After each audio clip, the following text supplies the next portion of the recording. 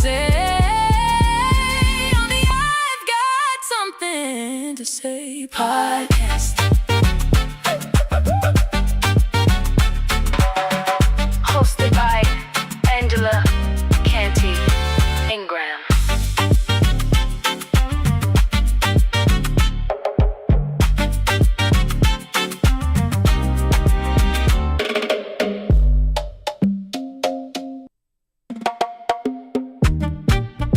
Welcome to I've Got Something to Say podcast, where every voice matters and every story deserves to be heard. From the heart, we're bringing truth, sharing stories, sharing proof, community and hope today. We've all got something to say. Real conversations, voices strong, connecting people all day long, empowering minds along the way. Come join us now, don't stay away. I got something to say. Come and join the conversation today. From the heart, we're lighting the way on the I've Got Something to Say podcast. I've got something to say. Community engagement, inspiration to bringing information straight to you. I've got something to say podcast. Every voice can make a change. Together we'll help rearrange. Listen close and hear what's true. There's room for me and you, so tune right in and hear what's new. We got a message just for you. Listen, learn and have your say. Only I've got something to say podcast. Hosted by Angela Canty Ingram.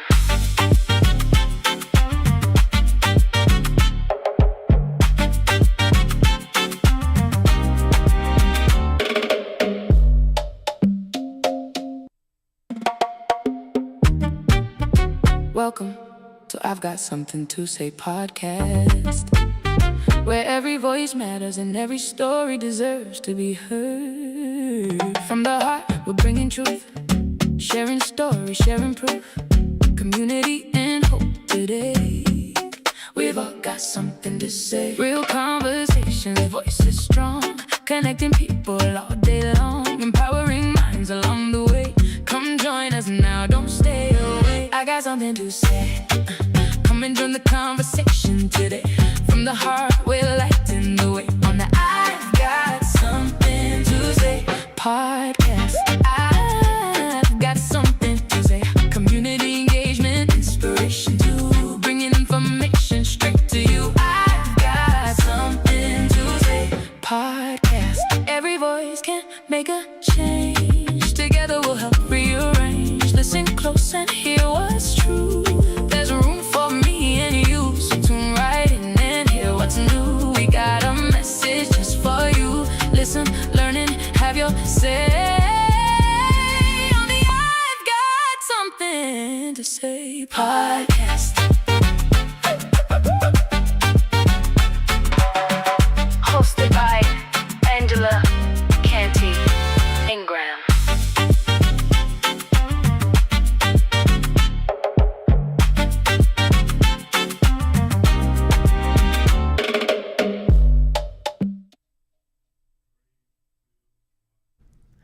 Good evening, everyone.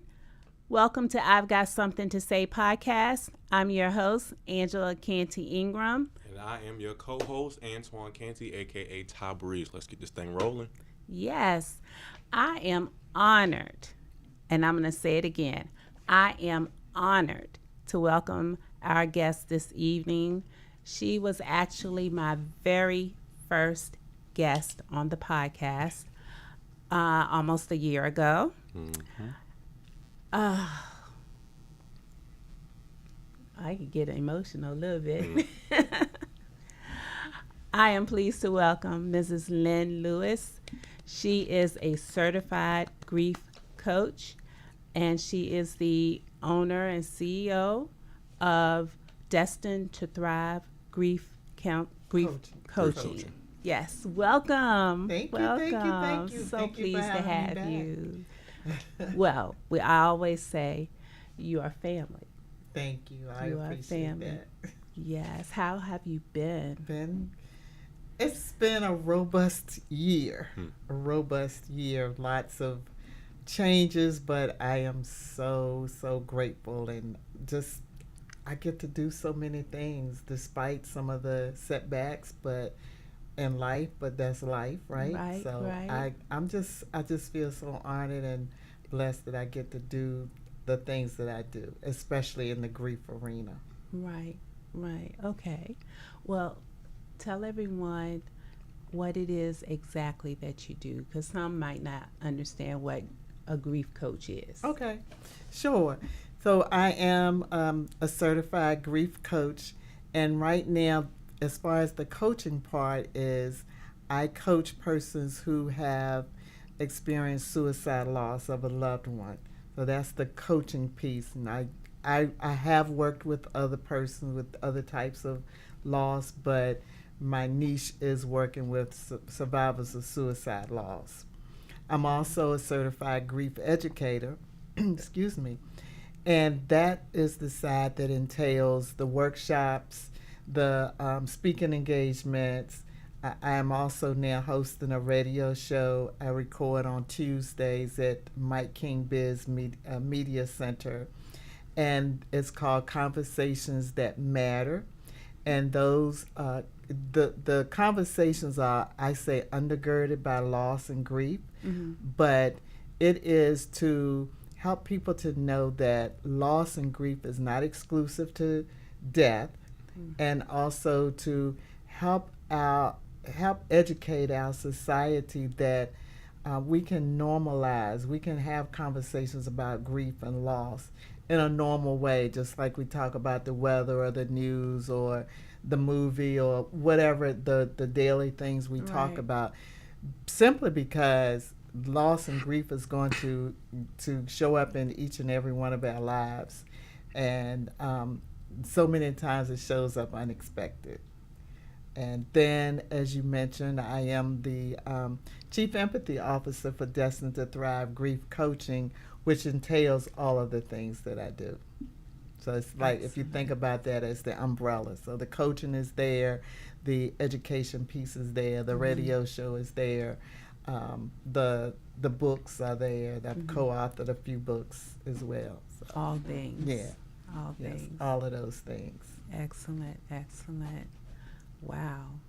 Well, I've been watching you, so I know you've been busy. I know you have been busy. And you have a personal connection to all of this. I do. Yeah. Yes. So actually, 7 years ago this week, my son passed away, and that is what propelled me into the grief arena, the grief work arena. Because after his death, I made a declaration to myself. Didn't know what it would look like, how it would manifest, but I just made the declaration that first I wasn't going to die with my child, and I had to figure out how to live a purposeful and meaningful and impactful life despite what had happened to me, in my life. And so that is why I do what I do, because until someone convinces me otherwise, I believe me telling my story and sharing my story is somebody else's painkiller. It may be the life jacket that helps to keep them afloat for just one more day. So Right. I keep telling it it's worth me taking the risk of, someone saying, well, he did that to himself. Yes, but that doesn't negate that I can tell it, and if I tell my story, then nobody else can tell it for me. I'll tell my story. So it was a horrific loss that landed me in this space. But you're being a blessing to others. I believe that I am. I believe that I am. Yeah. I mean, you've blessed me. Well, thank My loss wasn't to suicide though. It was to illness. But you've impacted me. So It is still a hurting mama's heart, Mhm. you know.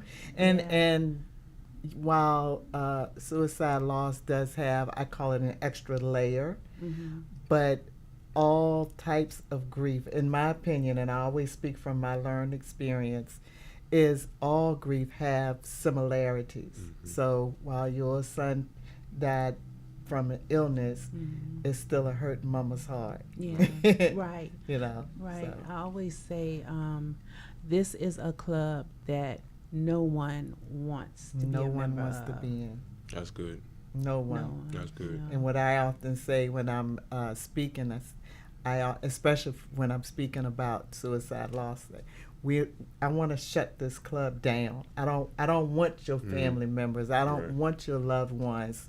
So give your tomorrow a chance because this club is being shut down. Mhm. So Yeah. yeah. Yeah. I have been,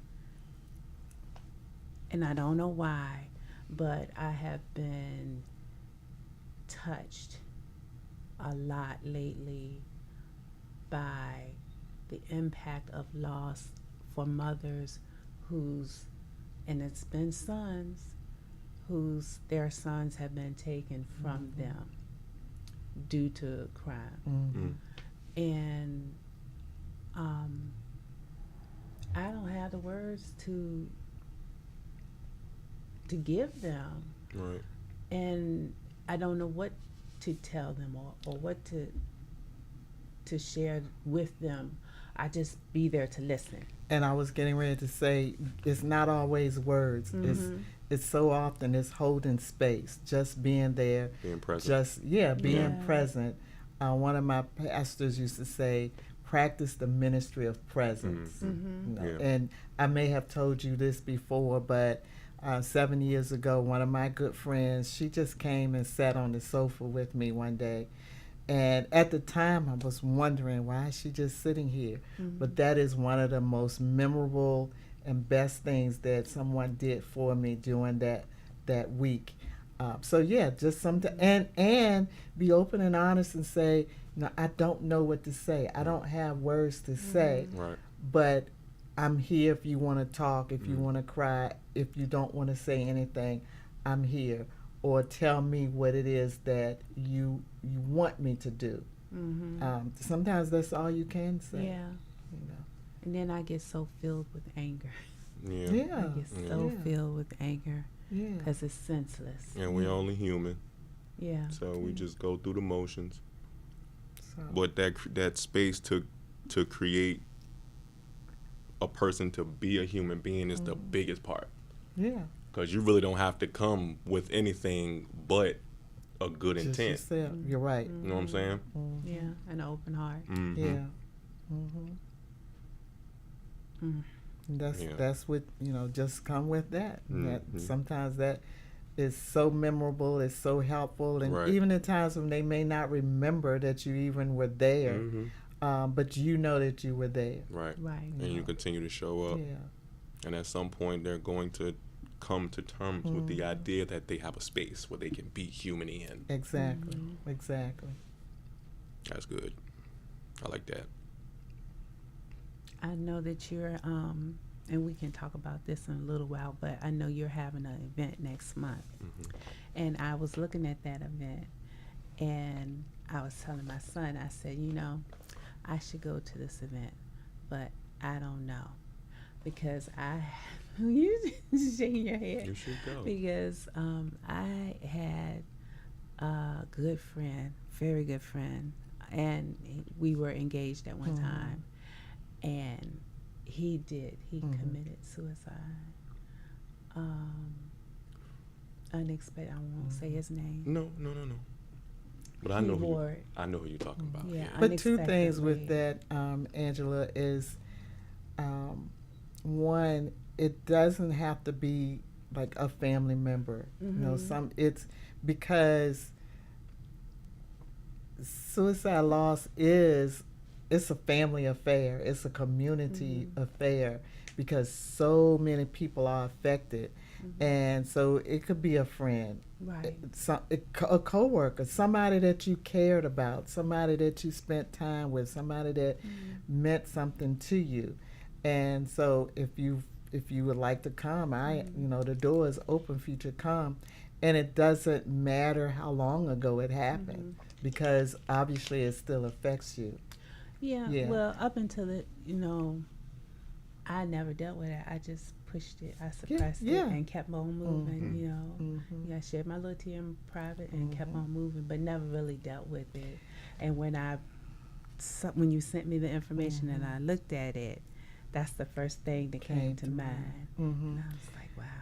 And the other part of that is because you've said that, about how long ago was it? I mean, are you talking Did like it happen? 10, 20, 15 years? I mean, has it been some years ago?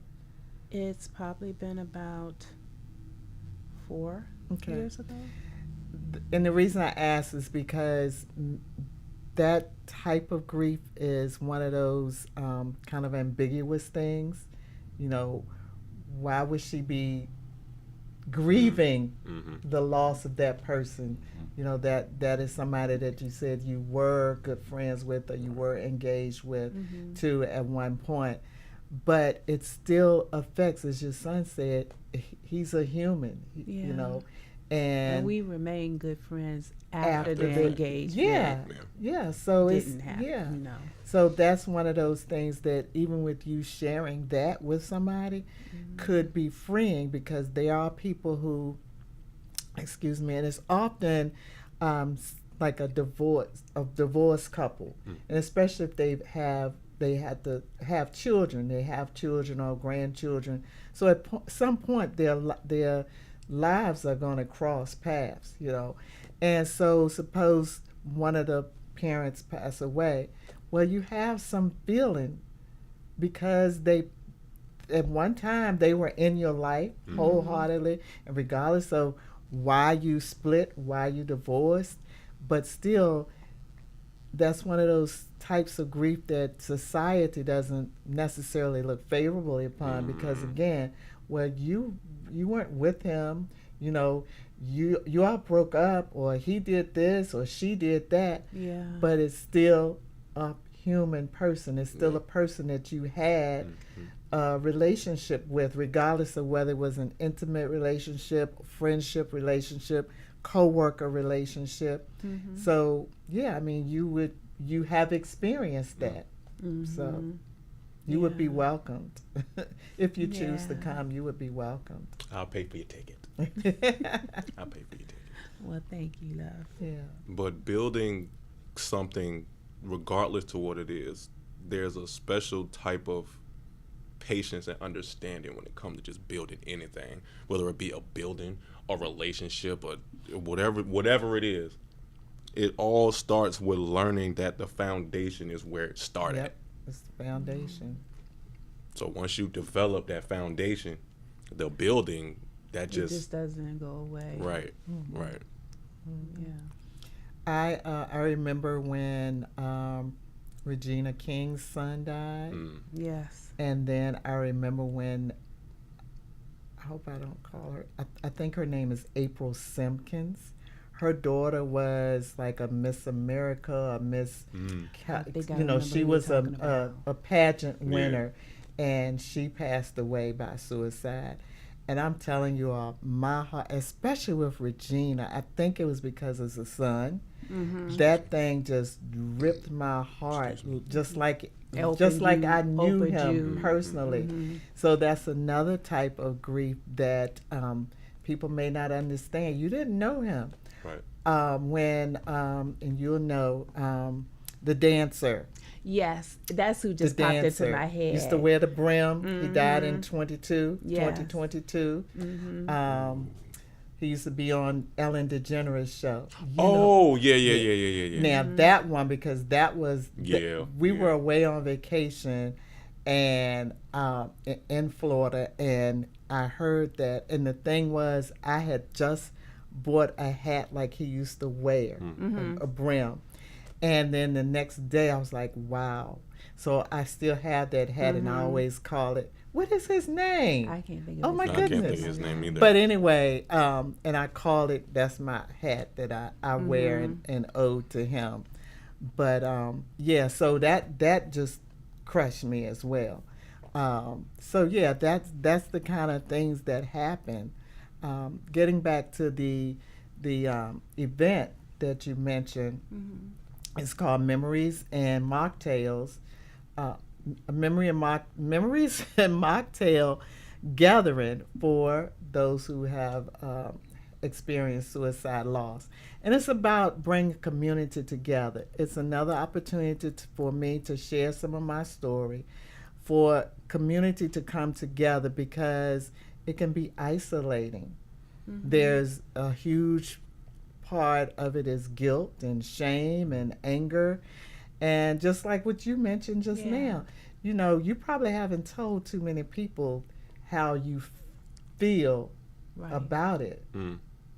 Yeah. So this gathering is just that, a gathering for us to come together to let people know that you have a community, that somebody has an idea of how you feel, don't know exactly how you feel, but that you can just freely express whatever it is that you're going through, dealing with.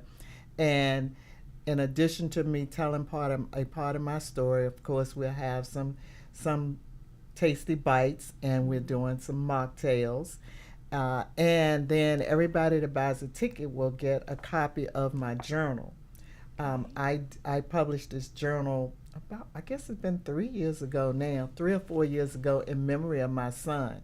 And so at the gathering, I will take you all through a part of, and it's divided in like 4 different parts. So we'll go through a part of it. And then you get to take this home, and you can add to it as you see fit. So it has prompts for journaling. It has place for you to write notes or write letters. It has places for you to it has resources. It has did you know kind of things, what I wish I had known before this happened, that type of thing. Right. And then, of course, we will talk about how you can work with me. And then my really hope is, Angela, that people will go away really knowing that they have a community. Right. Really knowing that I have somebody that I can reach back to. Right. I have somebody, if it was a son, if it was a daughter, if it was a spouse, I have somebody that have an idea of what I'm feeling, what I'm dealing with. Yeah. So You're finally creating that space where everybody can feel yes. safe. Right. This, Feel- Because for so and- long it's been taboo. Right. Oh, know? yeah. And society will still tell you, is. you know what? Just keep moving. yeah. Sometimes you might got to take a pause and just And feel feel what it you all. feel. Oh, Right. I do. I say anytime I take a grief break, especially if That's a I've good way to done a put it. lot of speaking or writing or whatever. Like, okay, grief break, Right. Right. because I found myself on that loop. Yeah. Yeah. And some of those questions I'm never going to have answers to. Right. So I need to take a break to get off of that loop. That's understandable. But that's another thing, you all, that some people, they feel guilty for that, because then it's like, well, does that mean I don't care about my person anymore? Because as you know, the love and the like doesn't end when their earthly life ends. Right. No. Yeah. So, people will feel guilty for taking a break. People will feel guilty for experiencing joy and doing things that they enjoy doing, and that's the moving forward part. And as a coach, that is what I help them with, to focus forward. Focusing forward, moving forward does not mean that you're forgetting anybody, that you're trying to forget. You still have that love or that like or that concern. You're just choosing to move forward with it, Right. Right. because it's not changing. They're not coming back. Right. That line in the sand, the before, is always going to be the before.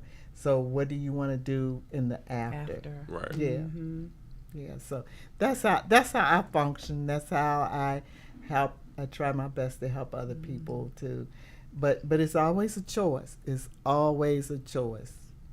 Whether you want to stay, and the other part is no judgment. If you choose to stay, that's up to you. I don't advise it, but I don't say, you can't, because you can. You can. Right. But it's healthier if you Move forward. if you try to move forward. And that also looks different for every single body. That's true, It's because we're all different. We are all Right. different in how we handle things, how we manage things. So just because I can get up and speak in front of people and talk about my son, I have a couple of friends that say, I don't know how you can do that. I don't, but by the grace of God, for one thing. Right. Right. And Right. then because that's how determined I am to shut this club down. That's right. That's I right. am determined to shut this club down. That's right. And that's the commitment that you have That's made. the commitment, determination, sheer determination that I've got to tell it, because if I can keep some other parent, some other mom from having to, look at an urn of ashes or walk behind a casket, Right. then it's worth it. It's worth it. 100%. Wow. Now, how did you decide to do this? I guess that's what I want to say. Or how soon did you decide 7 months. to do this? 7 months. 7 months. It was 7 months after. So he left in August of 2019. His birthday is March 16th. And so that March 2020, which was right before COVID shut the world down, Yeah. we were away, and because a couple of his friends, we were going to do something that he and I had planned to do, and so I asked one of his friends if he would do it with me. The iFly, the indoor, Is it zip lining? not zip lining, but like the jumping out of a plane kind Oh, of bunch. thing. Not bungee jumping, skydiving. Skydiving, There but we the go. indoor Yeah, skydiving. yeah. Oh. Indoor skydiving. And so we were in Virginia Beach, and That's where it's at, actually. yeah, That's yes, first one in place I seen Virginia it. Beach. Okay. And we were prepared to do that Sunday morning. I was sitting on the bed, I believe, or on the sofa, waiting for my husband to finish getting ready so we could go meet Daniel's friends.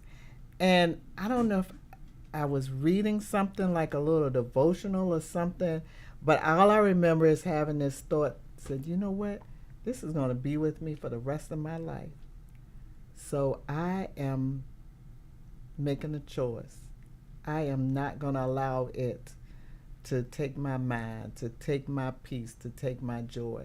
I'm going to move forward. And like I said, I had no idea what that would look like. I'm talking 7 months later, so I'm probably still in shock, you know. Yeah. I'm still in that, is this real kind of thing. But obviously it was. And so it was 7 months later that I made that declaration. And so far I've been able to keep that declaration through some low valley times, months at a time. Then I went looking and I found out about grief coaching. And after I got that certification, and I said, okay, I'm ready to go. I'm going to help me, and I'm going to help other people who have experienced loss like this or similar to this.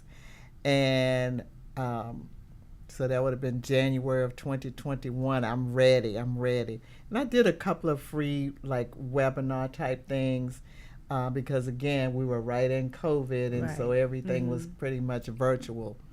And I fell flat on my face, and I stayed there.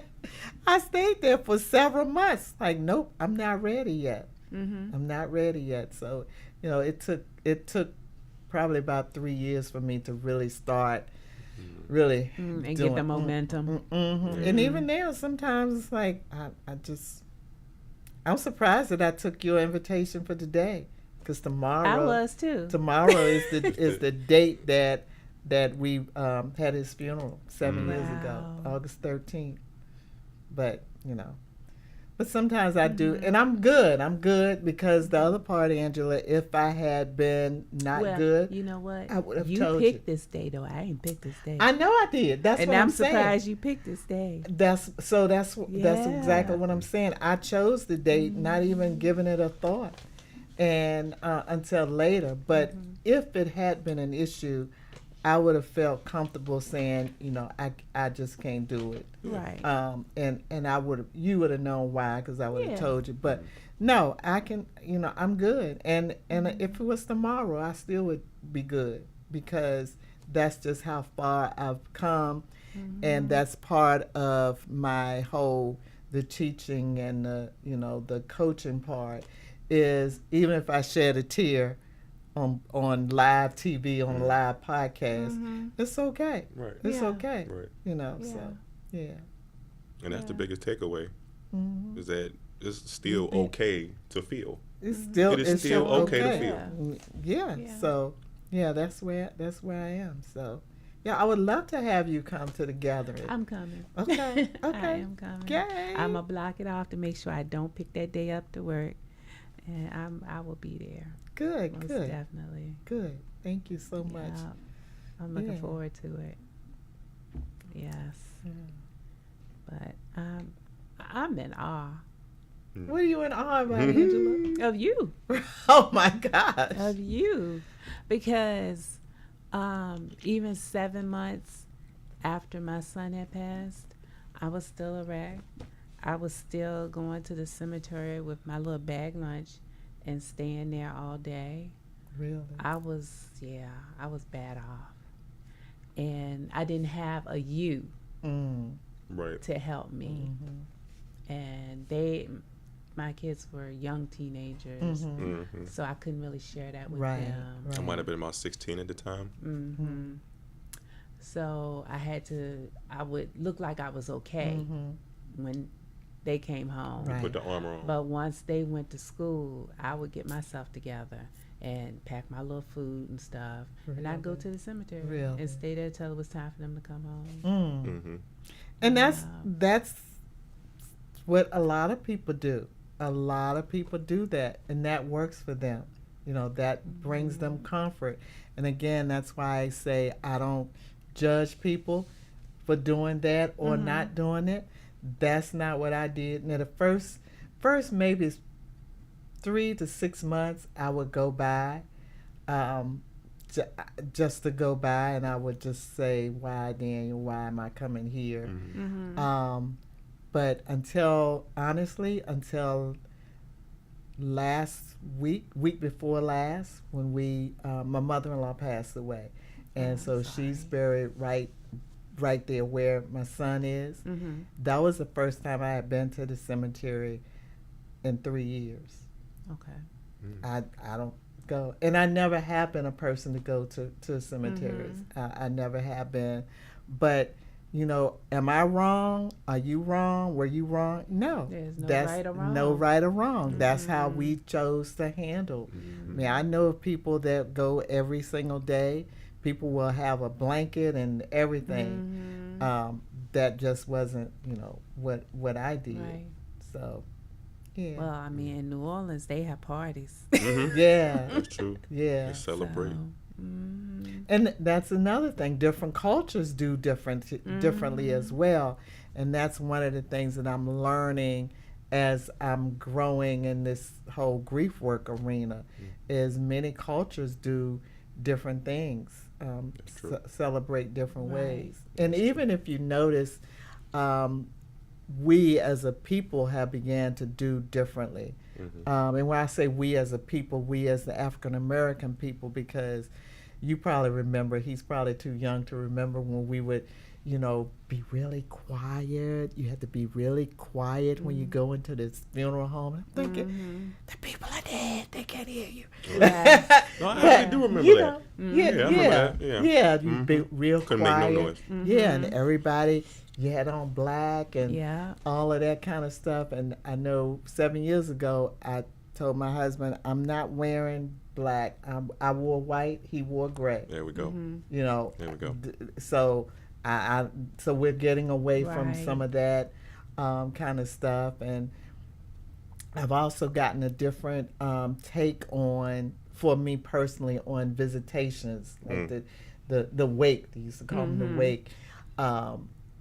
and again, they were eerie and Yeah. they were quiet because everybody is sitting there and it's like going through a second funeral. Mm-hmm. But I've come to understand better that it's really a time to fellowship, for people who cannot come to the funeral, friends or family members just want to Right. come and say hi. So I'm better with that as well, and Mhm. because it doesn't have to be eerie and scary. Right. Really. So, Right. yeah. So Things traditions have play a evolved. yeah, traditions have some way to the extreme, Mm. but Mhm. yes, so Yeah. yeah. Yes. Well, we will take a quick pause and then we'll be right back. So stay with us. Don't go anywhere.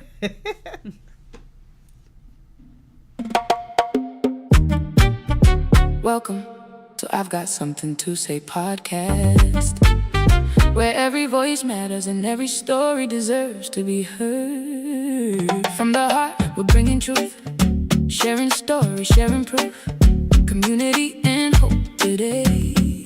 We've all got something to say. Real conversations, voices strong, connecting people all day long, empowering minds along the way. Come join us now, don't stay away. I got something to say. Come and join the conversation today. From the heart, we're lighting the way on the I've Got Something to Say podcast. I've got something to say. Community engagement, inspiration too, bringing information straight to you. I've got something to say podcast. Every voice can make a change. Together we'll help rearrange. Listen close and hear what's true. There's room for me and you, so tune right in and hear what's new. We got a message just for you. Listen, learn and have your say. On the I've Got Something to Say podcast. Hosted by Angela Canty Ingram.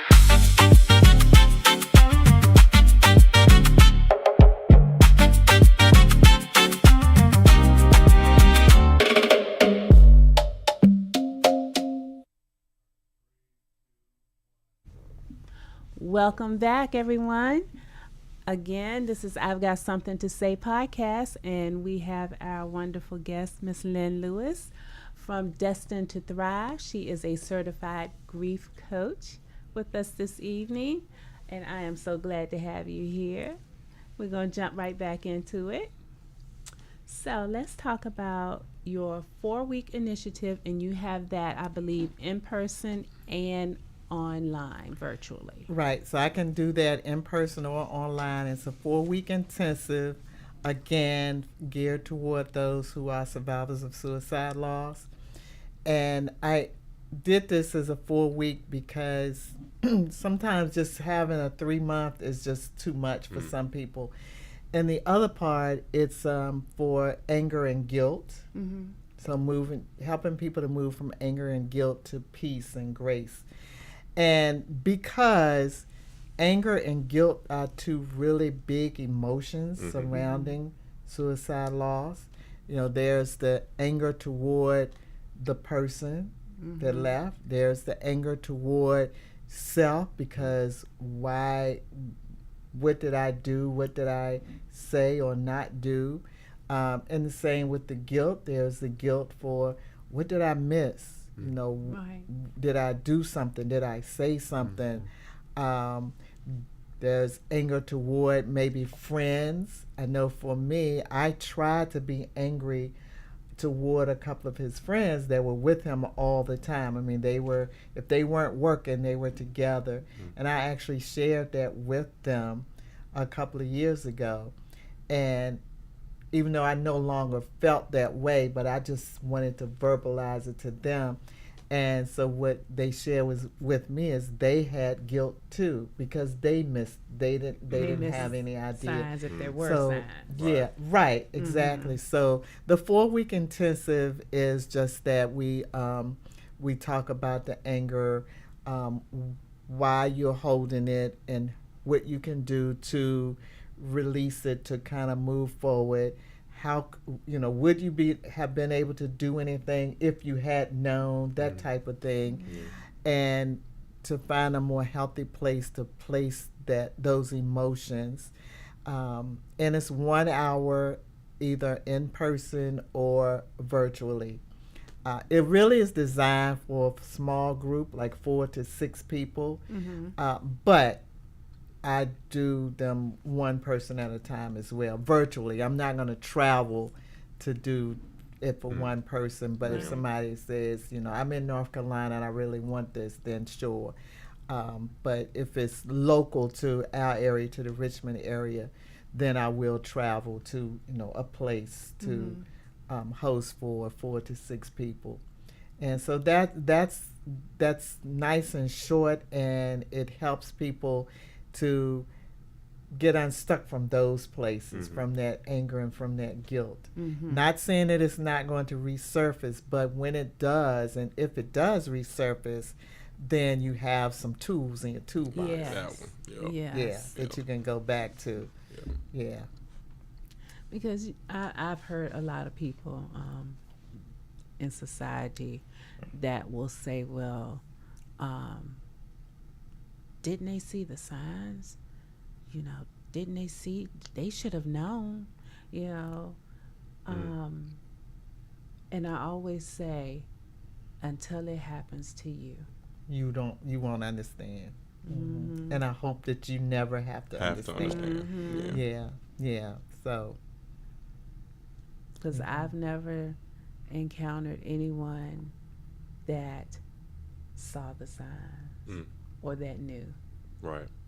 I mean, there are people who have dealt with mental health issues, deep depression, for a long time. Right. So, and they have made the threats and all of that, but you still may not necessarily see the sign, because I don't know the number, and I'm not getting into scientific stuff, but a great number of people have ideations. The ideations But they like, don't act I've thought on about it. it. Yeah. I've thought about it, But I did. even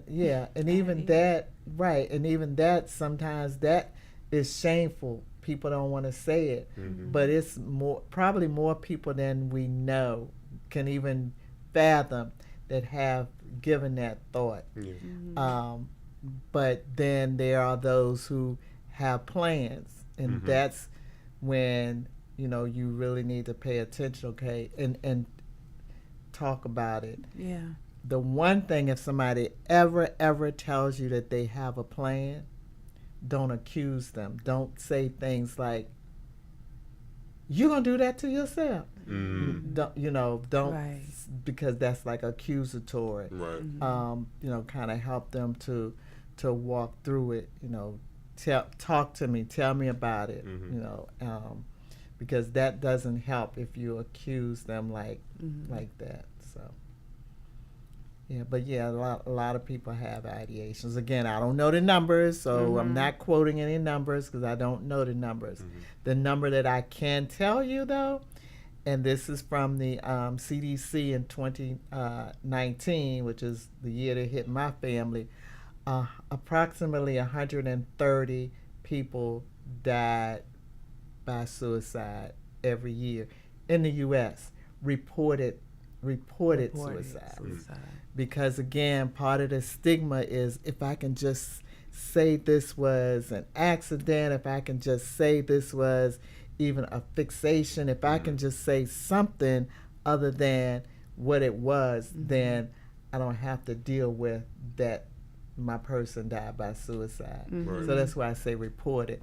And then insurance is an issue too. It depends. It used to be. It depends on the type of insurance. So Okay. two things.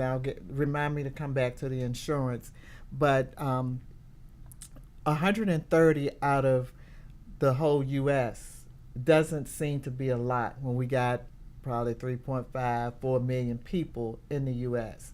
And it is not a lot until it hits your family, until it hits your circle. Right. Then yeah, that is a lot. That, that one. And so in 2019, one day, and that's a day. That's 130 per day. Oh, not for the whole year, No, per day. 130 people per day in the U.S. That's a whole lot of people. It is a whole lot, I but mean, when you put it that way. Yeah, I put was it that thinking way. No, it's- 120 no, or at least for in a the month. year, and I no, was a like, day. okay. Oh no, a day. Oh, my. A day. A day. Yeah. And that's so, all around the U.S. too. You got to think about it. all around the U.S. Because this could simultaneously be happening at one time. Oh yeah. So you think about the millions that's in the U.S. It doesn't seem like a large number, but when you get the call, Right. it matters. It matters. Yours but is in the number. yeah, And yes, that one is being included in Yeah. the statistic. yeah. Yeah. Insurance. So there used to be, and it's kind of a myth, and I say a myth because it's different. Some depending upon the insurance. Company. That if somebody died by suicide, the insurance didn't pay. It depends. I know there's some insurances. It depends on how long you've had the policy in play. And if you ever get an insurance policy, look at the fine print, and it may say 2 years before there's a payout. Right. And that's not only death, but it could be medical stuff as well. And excuse me. And that, I believe, don't quote me, but I believe that was put in place so people were not buying policies. They already had a plan and they bought a policy so they could leave that, for their loved ones. So yeah, there are times when the insurance is not going to pay, but it's not across the board.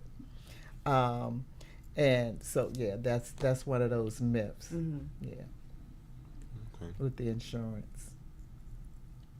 And then it also insurance some life insurance, it pays more if it's a normal death versus if it's a suicide. I got you. Yeah. So in our case, if it had not been a suicide, it would have been double more Right. the insurance than what they paid. Okay. So yeah. But that was a good point to bring up, Angela, because some people do think that. Yeah.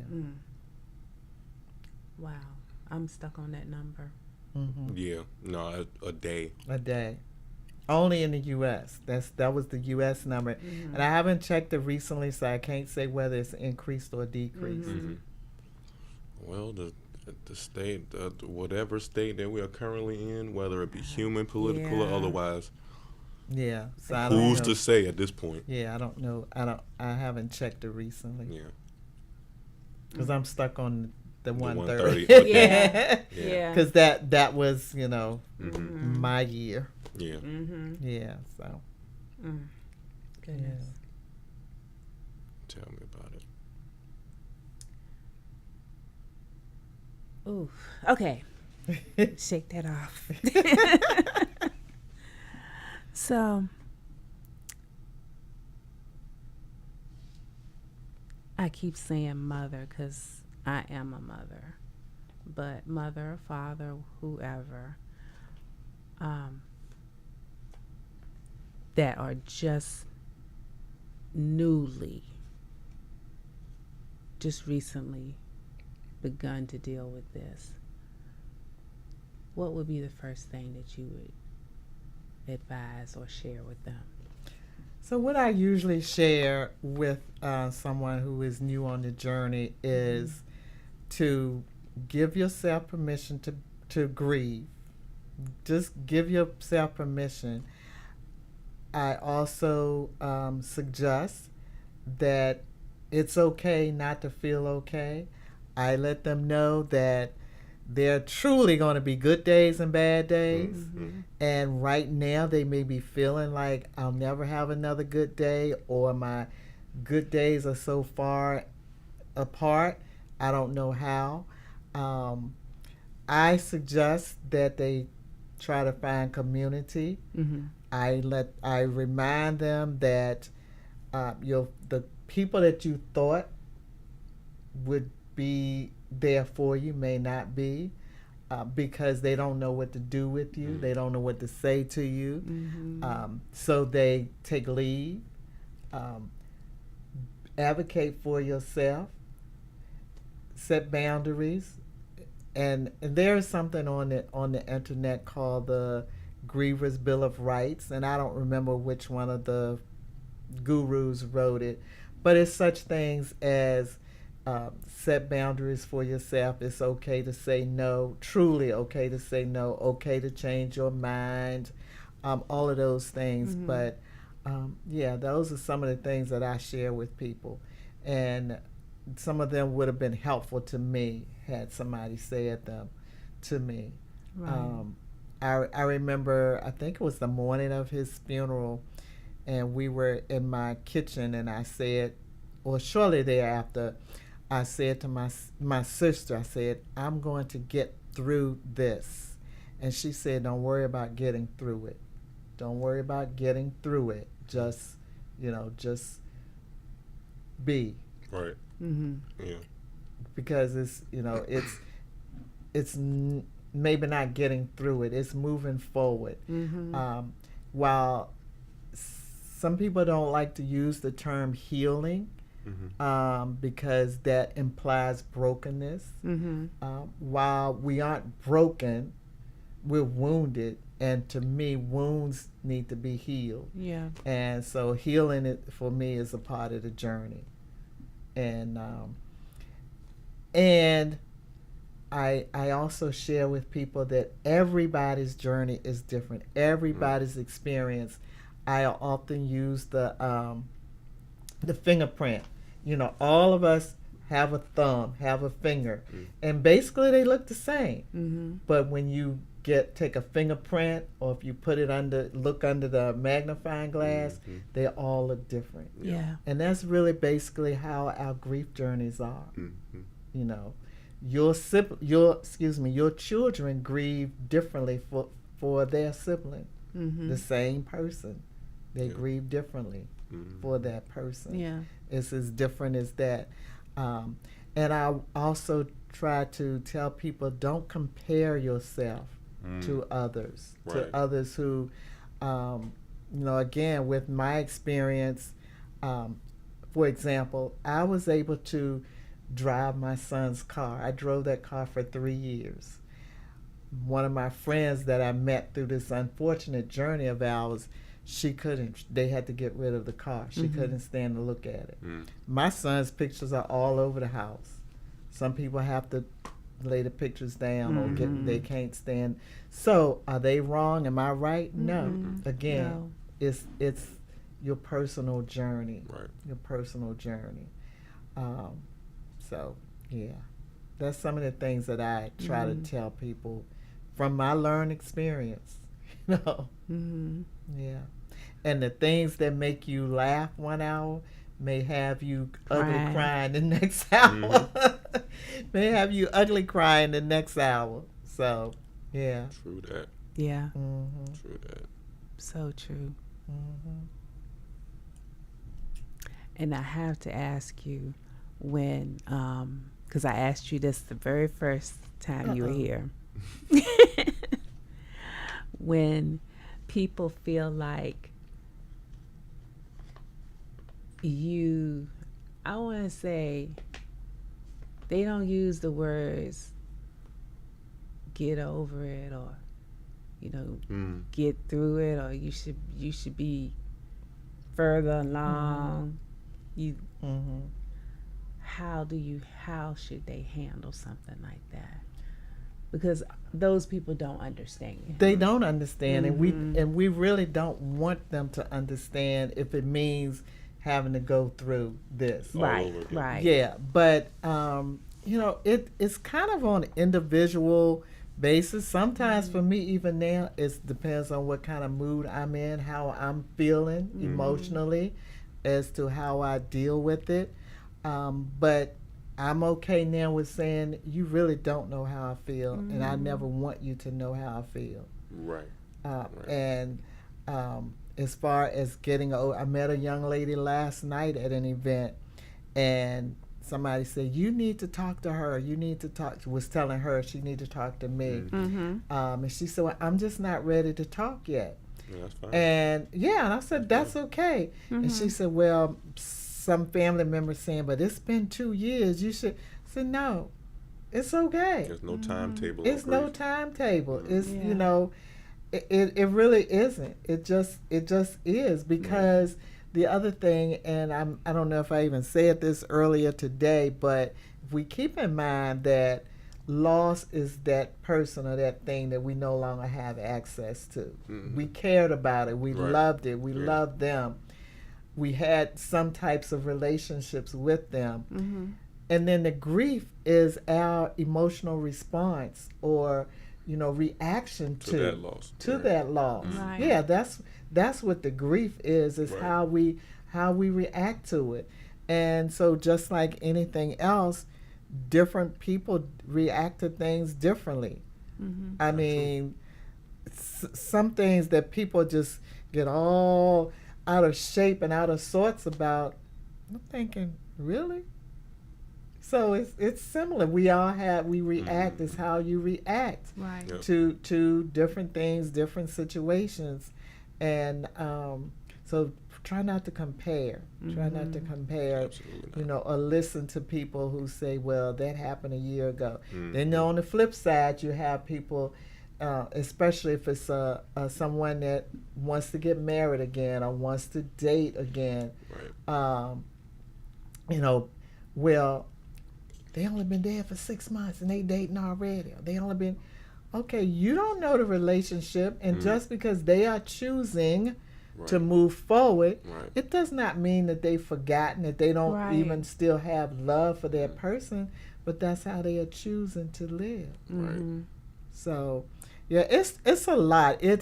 Grief is multifaceted, multifaceted. It really is. So, yeah.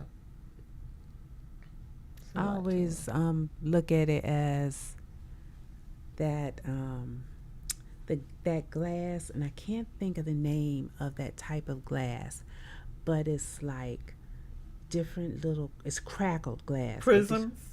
Is it like Is a it- prism? Not. Is It's it a stained? lamp.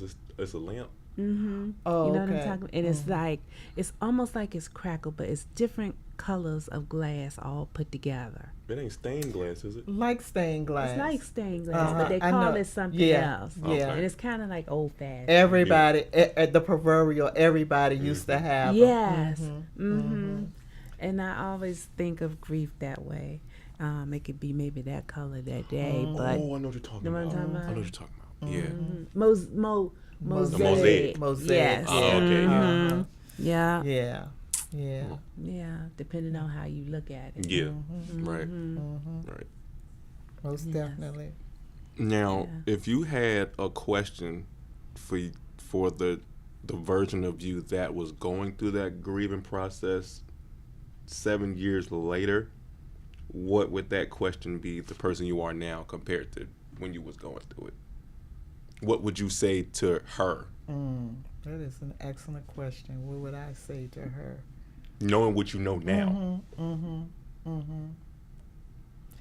I would say, one thing I would say is that be okay with still having things that activate your grief, Mm-hmm. that still triggers you, even like now. Right. Yeah. Be okay with that, Mhm. because it may happen. Right. Yeah. That's one thing I would definitely say. Okay. Yeah, I would want myself to tell me that too. Because that can happen in any instance of it. Yeah. For me, it's Sunday mornings, because we found out on a Sunday night. So that Sunday morning, we went to church and did all of the things that we did, visit my mother-in-law and stuff like that. And it was bedtime on Sunday night. So Sundays can be hard for me, just knowing he was already gone that Sunday morning, but I didn't know until like 12 hours later. Mm-hmm. Yeah, so even like he said, right now, that bothers me some days. I remember taking communion in church, and he had this way of taking that little cracker thing and dip it in that little juice. Didn't I used to do that? Yeah. Maybe that's a child because Yeah. he did it. I mean, when he left, he was 30 and he would still do it. So, but that just made it more nasty to me.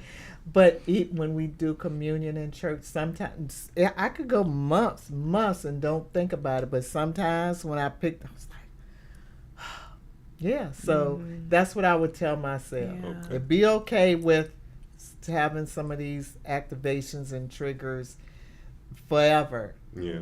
forever. Yeah. Yeah. And definitely don't allow anyone else to tell you how you should be feeling. Right. Nobody had that relationship with Daniel Brooks you. Lewis but me. Right. Mm-hmm. Right. You know, so yeah, those two things definitely. That's good. Hence memories and mocktails. Mm-hmm. That's right. Wow. That is so true. I was just sitting here thinking about some triggers. Mm-hmm.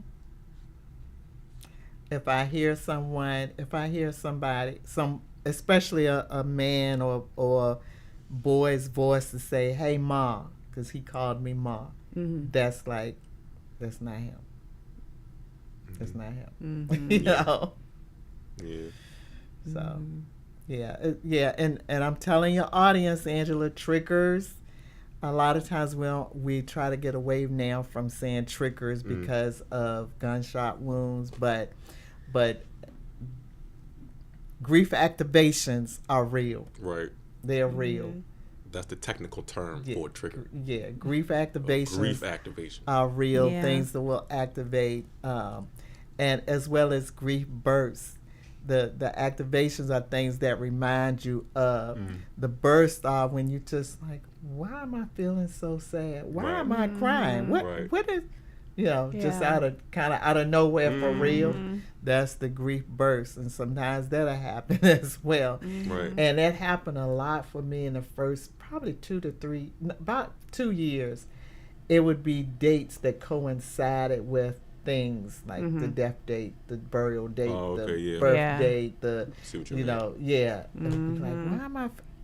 Yeah.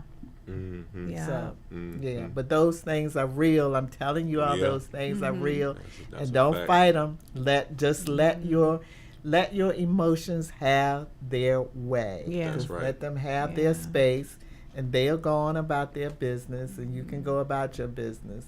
My earlier years, I often said it was like walking through wilderness, and you never knew when the bear or the lion or the tiger was going to jump out at you. Ooh, that's And a good some days we respected each other. The lion, the bear, the tiger, whichever one, Right. we walked side by side. Mm-hmm.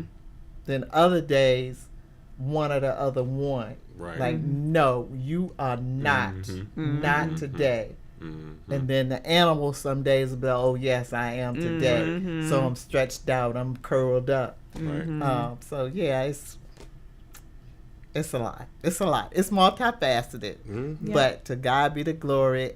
You can still make a choice. You That's can right. still make the choice, to move forward and do your part to take care of you. And self-love and self-care are huge. They are very important Very for important. you to do. Yes. Yeah. To do. Yes. Yes, ma'am. Well, Miss Lynn, thank you for coming on today. Oh, you're welcome. Thank you was a so pleasure. much. We have posted your information. Okay.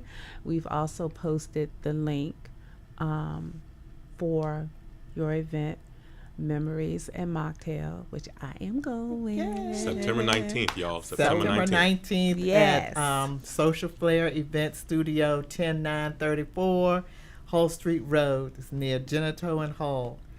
Yes. Yes. So Yes. that is going to be, well, it's already posted on both Facebook and YouTube.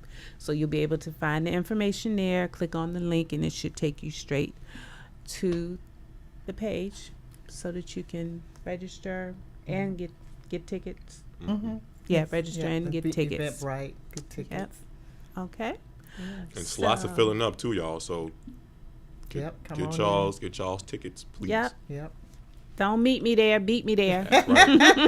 That's right. Thank you once again for joining us. Thank you, my co-host.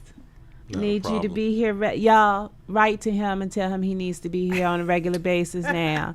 Okay? Don't be coming on in here, you know, like J. Anthony Brown just going to show up whenever he feel like he Oh, wants to. listen, woman. All you gotta do is let me know ahead of time. Okay, if every we're gonna week do it, y'all. now. All right, okay. Anyway, thank you all so much. As I always say, be good to yourselves, be good to one another, be safe out here in these streets. And until next time, peace. Peace.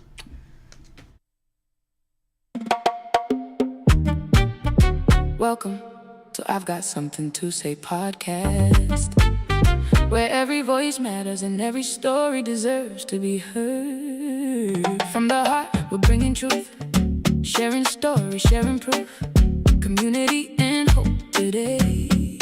We've all got something to say. Real conversations, voices strong, connecting people all day long, empowering minds along the way. Come join us now, don't stay away. I got something to say. Come and join the conversation today. From the heart, we're lighting the way on the I've Got Something to Say podcast. I've got something to say. Community engagement, inspiration to bringing information straight to you. I've got something to say podcast. Every voice can make a change. Together we'll help rearrange. Listen close and hear what's true. There's room for me and you, so tune right in and hear what's new. We got a message just for you. Listen, learn, and have your say. On the I've Got Something to Say podcast. Hosted by Angela Canty Ingram.